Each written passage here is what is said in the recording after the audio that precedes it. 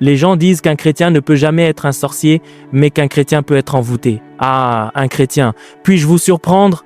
Vous qui êtes pasteur, puis-je vous parler?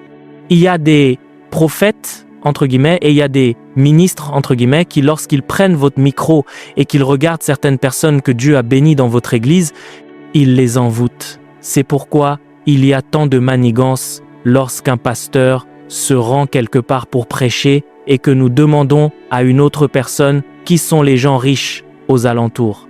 Dès que vous voyez quelqu'un faire cela, c'est un agent satanique de l'enfer. Dites-moi, je vous dis ce qui se passe. Dites-moi ce que Dieu a béni. Qu'avez-vous besoin d'eux? Il y en a certains parmi vous, dans votre ministère, vous êtes le surveillant général des orateurs invités, un programme de 3 jours, 7 orateurs invités.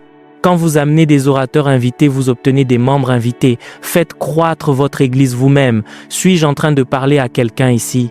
Et vous amenez toutes sortes de personnes et imaginez qu'après un programme qui devrait bénir la vie, le vent tourne et quelque chose d'étrange commence à se produire parce que cette personne se déplace avec une force d'envoûtement. Et quand les gens sont envoûtés, ils perdent leur sens.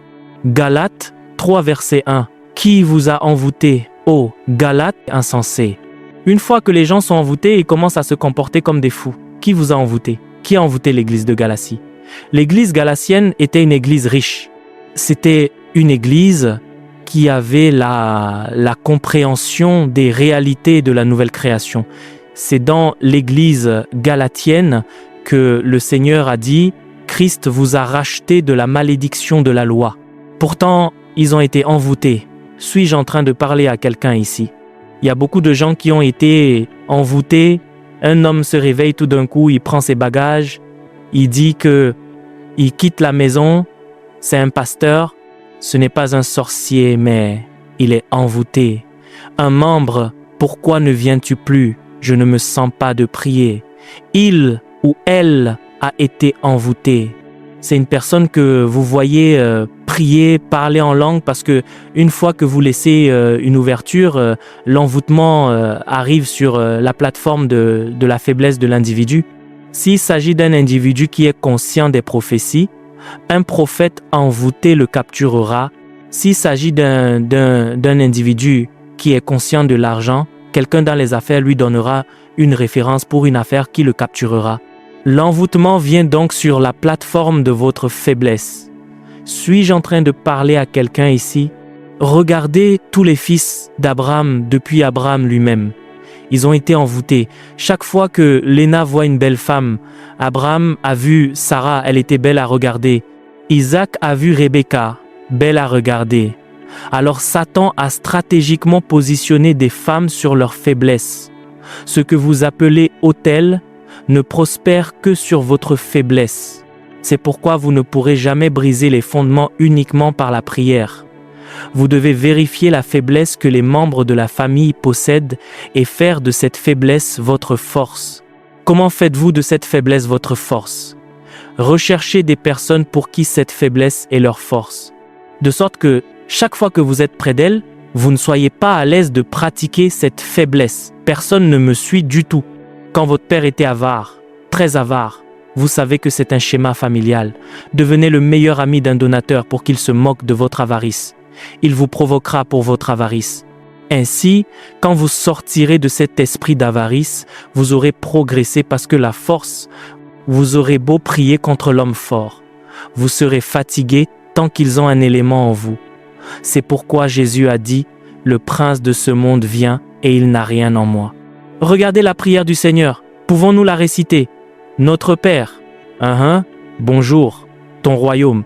Ne l'affichez pas sur l'écran. Ne l'affichez pas sur l'écran. Ton royaume, ta volonté, menteur. Ceux qui suivent mes études bibliques sauront que ta volonté soit faite en la terre et non sur la terre. Vous tous, c'est sur la terre. Que ta volonté soit faite en la terre comme elle l'est au ciel, selon Matthieu chapitre 6. Si vous descendez, que ta volonté soit faite en la terre plutôt que sur la terre. Maintenant, qui est la terre? Vous êtes la terre. Vous êtes la terre, le ciel et le spirituel. vous êtes la terre. Quand la Bible dit que la terre appartient au Seigneur et tout ce qu'elle renferme, elle parlait de vous parce que l'homme est venu de la poussière de la terre. Vous êtes la terre. Il y a quelque chose qui a été fait en moi quand j'ai été créé dans l'esprit qui est mes cieux. Que cette même chose qui a été faite en moi quand j'ai été créé dans l'esprit soit maintenant faite en moi dans le physique en pas sûr. Il ne parlait donc pas du cosmos comme d'un lieu, il parlait de l'individu. Beaucoup de gens sont envoûtés. Certains disent « Oh, cette dame était très trompeuse. Pourquoi a-t-elle été piégée? Elle était humble. Pendant la fréquentation, elle était gentille. Maintenant qu'elle est mariée, dès qu'elle s'est mariée, elle a changé. Elle n'a pas changé. Dès qu'elle s'est mariée, une force d'envoûtement est entrée en elle. Qui s'est marié dans cette famille? Ainsi, dès qu'elle a été envoûtée, une autre identité s'est manifestée et l'ennemi a commencé à s'exprimer à travers sa vie. Suis-je en train de parler à quelqu'un en ce moment? Chaque fois que vous voyez de la rébellion, vous voyez de la sorcellerie parce que la sorcellerie est comme le péché de la rébellion. Étudiez votre Bible. 1 Samuel 13, verset 23, Deutéronome chapitre 8, verset 10, Michée 5, verset 12 dit « Je retrancherai la sorcellerie de ton pays ». Je ne sais pas si c'est l'œuvre d'un sorcier. Écoutez, quiconque est envoûté peut être libre, mais un sorcier devrait être tué. Puis-je le répéter, quiconque est envoûté peut être libre. Nous pouvons être envoûtés. Si quelqu'un est envoûté, nous pouvons vous désenvoûter. Quand quelqu'un a un excès de verre, que faites-vous? Vous le déparasitez. Donc, si vous avez un excès d'envoûtement, nous désenvoûtons. Un envoûté peut donc être délivré de l'envoûtement. Il y a des gens qui sont envoûtés. Une information entre dans l'oreille d'un homme qui était destiné à vous aider. Une information insensée, une information infondée. Tout d'un coup, il change d'avis. C'est pas une information entendue, ses oreilles ont été envoûtées. Il y a quelque chose que je n'utilise pas le mot détester, c'est un mot fort. Il y a quelque chose que je n'aime pas, ce sont les promesses des hommes. Si vous venez me voir en disant « Papa, il y a quelque chose que j'attends », si ça arrive, je vous dis d'arrêter ça. Ceux qui ne l'annoncent pas avant le moment venu, ne le dites pas. Non, non, non, ne faites pas ça. Je n'aime pas qu'on me fasse des promesses. Non pas parce que je n'aime pas les promesses, mais à cause de ce que j'ai traversé dans ma vie, à cause des promesses. Vous savez, quand les gens vous promettent, vous dépensez ce que vous avez, vous dépensez tout ce que vous avez. Je n'aime pas les promesses. Et la plupart du temps, c'est pourquoi quand je fais une promesse aux gens, je me sens contrarié.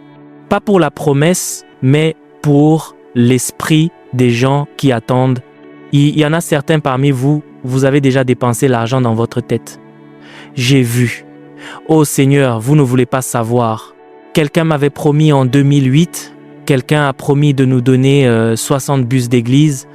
J'étais allé à Lagos pour demander les prix. J'ai pas aimé le prix. Je suis allé à Port Harcourt. Je choisissais des prix pour de l'argent que je n'avais pas. J'allais dans des endroits pour demander les prix. J'ai alors vu un gars qui a dit « Il y a un homme dans l'Est, il vient de commencer à fabriquer des bus. » Puis la mesure, il n'avait pas de recommandation, il y avait une longue liste. Il a dit « Obtenez simplement le prix. Obtenez le prix. J'en prends 60. » J'ai dit « N'en prenez-vous pas plutôt 10 ?» Non, non. Ce ministère, avec ce que Dieu fait, je vois un avenir. J'en prends 60. J'étais excité et j'ai commencé à remercier le Seigneur. J'ai appelé cet homme. Il a dit « Non, non. » Je réunis l'argent. J'ai rappelé.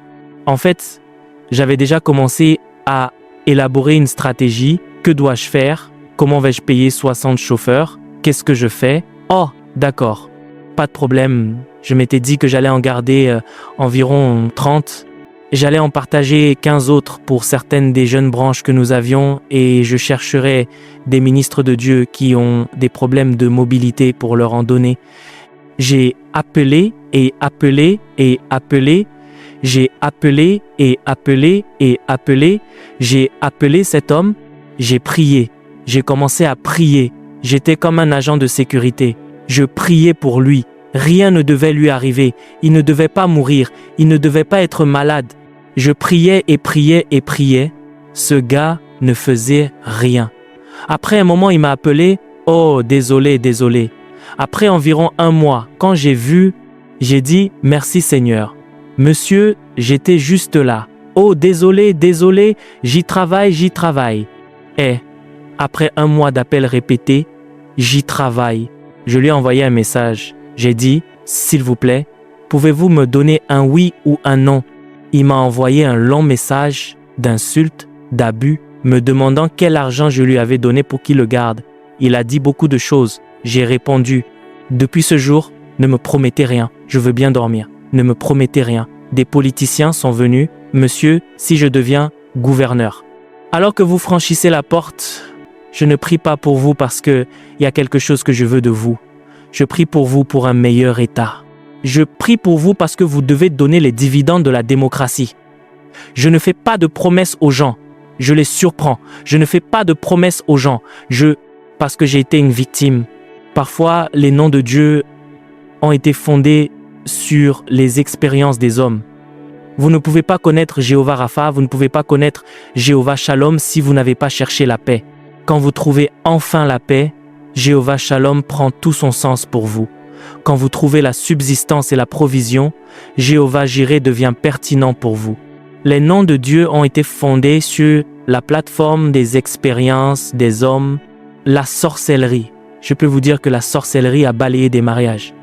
C'est pourquoi vous voyez un homme quitter un manoir pour aller squatter chez une étudiante dont le lit est par terre. Il quittera une femme ou quelqu'un qui prépare de l'igname pilé et toutes sortes de repas pour aller squatter chez quelqu'un qui lui donne des nouilles indomies et il les mange et vous l'insultez? Non, ne les insultez pas. Il a été envoûté. Un homme est venu me voir avec sa femme et a dit « Papa, nous voulons vous voir ». Tous les deux étaient d'accord.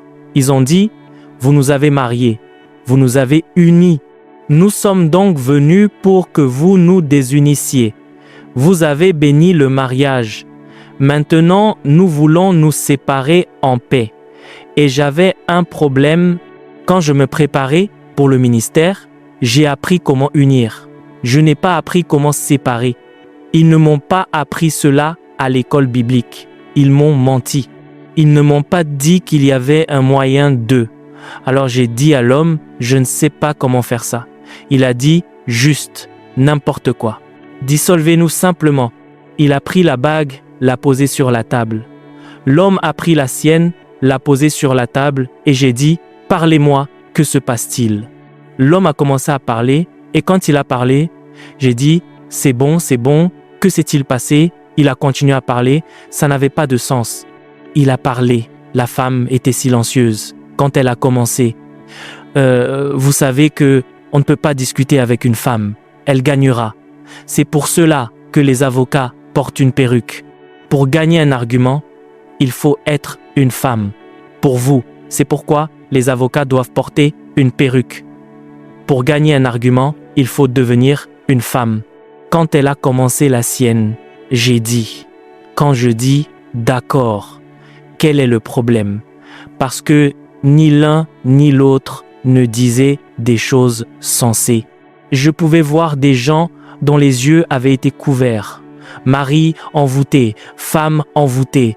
Et l'une des forces de l'envoûtement est que, une fois que vous êtes envoûté, le diable ne vous montre que là où vous avez raison. Non, ils ne peuvent pas me traiter comme ça.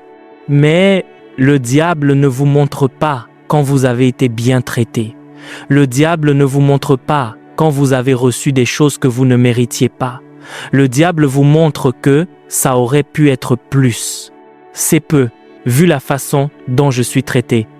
Le diable n'a pas montré à cette femme qu'il y a beaucoup de gens non mariés. Le diable, cette dame était en colère contre l'homme, non pas parce qu'il ne lui donnait pas ce à quoi elle avait droit, mais à cause de la façon dont il dépensait pour sa propre famille et non pour la famille de sa femme. J'ai dit, ils ont acheté une voiture à votre père. Elle a dit, oui. À votre mère une voiture? Elle a dit, oui. Elle a dit, il a acheté pour sa propre mère. Non, non, papa. Il a aussi acheté pour sa sœur. Il a aussi acheté pour ses frères. J'ai dit, combien d'entre vous sont mariés dans votre famille? Vous êtes 4. Combien d'hommes ont acheté une voiture à votre père? Elle a gardé le silence. Seul votre mari l'a fait. Vous voyez ce que le diable, Satan, vous apporte. Le sentiment d'avoir droit à tout. Et une fois que vous commencez à vous sentir privilégié, vous perdez votre titre. Le peu auquel Dieu vous a exposé, je sais ce que j'ai vu des gens s'effondrer dès que est-ce de l'envoûtement. Dès que le diable a fini, il s'en va. Il vient vers vous, se faufile. Avez-vous vu les films de Mount Zion? Vous voyez ces démons venir, ils vous murmurent. Quand ils ont fini, cela ne me concerne plus. J'ai fini ce pourquoi je suis venu. Envoûté. Il y a des gens qui ont mangé des repas et qui ont été envoûtés par cela. Je vous dis la vérité, monsieur. Il y a des pasteurs à qui l'on a donné des costumes, des vêtements. Si vous êtes un pasteur marié, quiconque vous achète un cadeau, achetez-en un pour votre femme. Je vous le dis parce qu'un couple est difficilement envoûté. Rien ne combat l'envoûtement comme l'unité. Une fois que la personne achète pour vous, elle achète pour votre conjoint. Dans les royaumes de leur esprit, il y a une réaction. Mais il y a des gens qui en profitent sans que leur conjoint ne reçoive. Suis-je en train de parler à quelqu'un ici? Quelqu'un vous achète un costume, vous achète des chaussures, vous achète ceci et cela, et donne à votre mari l'enveloppe, donne à votre femme l'enveloppe, et la personne qui achète est une dame. Les intentions ne pourront pas envoûter quiconque veut vous envoûter. Les femmes sont aussi envoûtées, pas seulement les hommes. De quoi parlez-vous? Quand le chauffeur commence à montrer inutilement ses dents à madame, et commence à dire « Madame, sortez, la façon dont votre mari vous traite n'est pas correcte. Je comprends. Sortez. » Et la femme se confie. L'envoûtement a commencé quand des ministres ordonnés commencent à envoûter des pasteurs résidant par la flatterie, c'est rejeté et Satan capitalise sur les positions prises. Et il y a des gens aujourd'hui qui vivent dans l'erreur. Puis-je vous poser une question? Ce vieil homme qui est devenu agent de sécurité, vous pensez qu'il a aimé ça? Ce vieil homme de 75 ans qui ouvre votre portail était un homme dont la jeunesse a été envoûtée. Il a réalisé comment devenir responsable envers lui-même, mais il l'a réalisé au stade de son soir. Et quand vous vous réalisez à l'heure de votre nuit, vous ne vivez que pour la survie parce que votre force a été dissipée et elle est minimale. Votre productivité est minimale.